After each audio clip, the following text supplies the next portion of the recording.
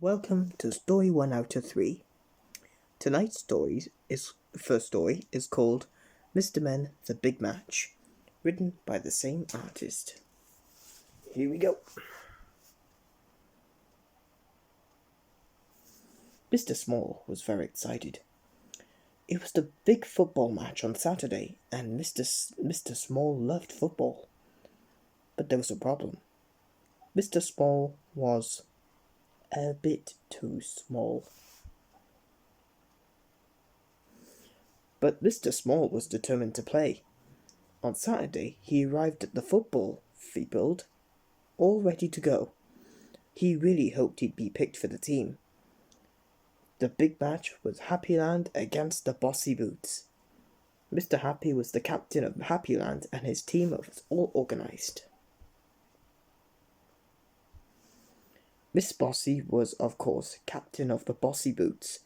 She began picking the team, but somehow some were not very suitable. For instance, she did not pick Mr. Strong because he was much too strong. He burst the ball every time he kicked it. And she did not pick Miss Splendid because she was wearing quite the wrong sort of shoes and she refused to wear football boots. And Mr. Mischief, well, he kept moving the goalposts. But eventually Miss Bossy did choose her team. Finally, there was only one place left, and the choice was between Mr. Jelly and Mr. Small. She picked Mr. Jelly. Poor Mr. Small, he was very disappointed. The two teams took their positions on the pitch, and Mr. Noisy the referee blew his whistle, a terrifically loud whistle, so loud that Mr. Jelly took fright and ran away. "Bother," said Miss Bossy. "Okay, Small, you're on." Mr. Small was delighted.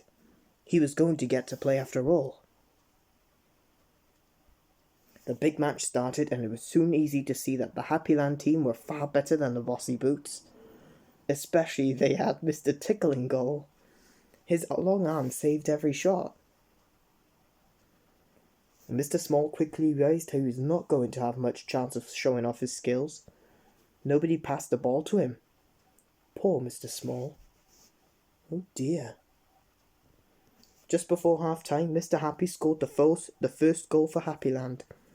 Mr. Forgetful, who was the Bossy Boots goalkeeper, had forgotten why he was there. So at half-time, Miss Bossy put Miss Somersault in goal. What a difference! She was brilliant. So brilliant she scored a goal at the other end as well. With only 5 minutes left to play, the score was 1-1. And Mr. Small had not touched the ball even once. And then a long ball kicked forward by Miss Helpful landed just in front of Mr. Tickle. He reached out one of his extraordinary long arms, but as he tried to pick up the ball, suddenly moved to the left. That's odd, he thought. He tried to pick up again, and the ball rolled to the right. The ball zigzagged forward, and it darted left and slid right.